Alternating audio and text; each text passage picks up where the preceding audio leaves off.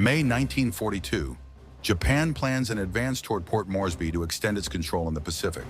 From Rabaul, troops and naval forces move south as the operation begins. American codebreakers detect the plan, and Nimitz orders Task Force 17 into the Coral Sea to intercept. Imperial Japanese Navy ships escort the invasion force. Yorktown and Lexington move into the Coral Sea as aircraft are launched to strike Japanese ships at Tulagi. Bombs hit their targets and ships are set ablaze as the attack continues and spreads across the anchorage. And as it unfolds, the presence of American carriers in the area is revealed. Japanese forces search for the American carriers and launch their aircraft to strike. A contact is made and attacked, but the target is misidentified, and the strike falls on a fuel tanker instead. As Japanese forces reorganize after the attack, American crews prepare to launch their own strike.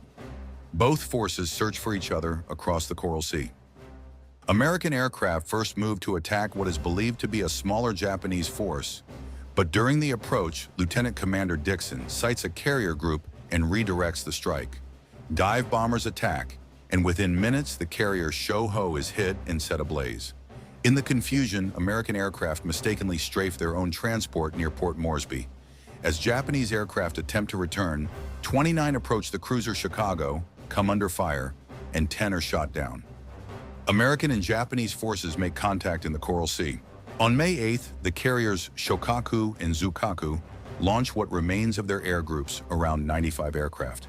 The Yorktown and Lexington, having suffered far fewer losses, launch a larger strike of their own. Japanese planes reach the American carriers first, and Lexington maneuvers under attack before being hit. Damage control teams move quickly as fires spread across the ship.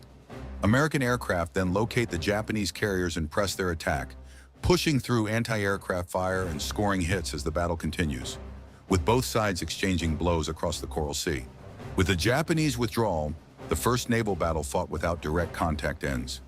Japanese ships leave the area and without air cover cancel the invasion of Port Moresby. On board Lexington, damage is irrecoverable and the crew abandons ship. The carrier is scuttled by the destroyer Phelps. It is a tactical victory at a heavy cost. Japan begins planning its next operation. American codebreakers intercept communications and uncover the plan. Unaware of this, Japanese officers prepare for what comes next.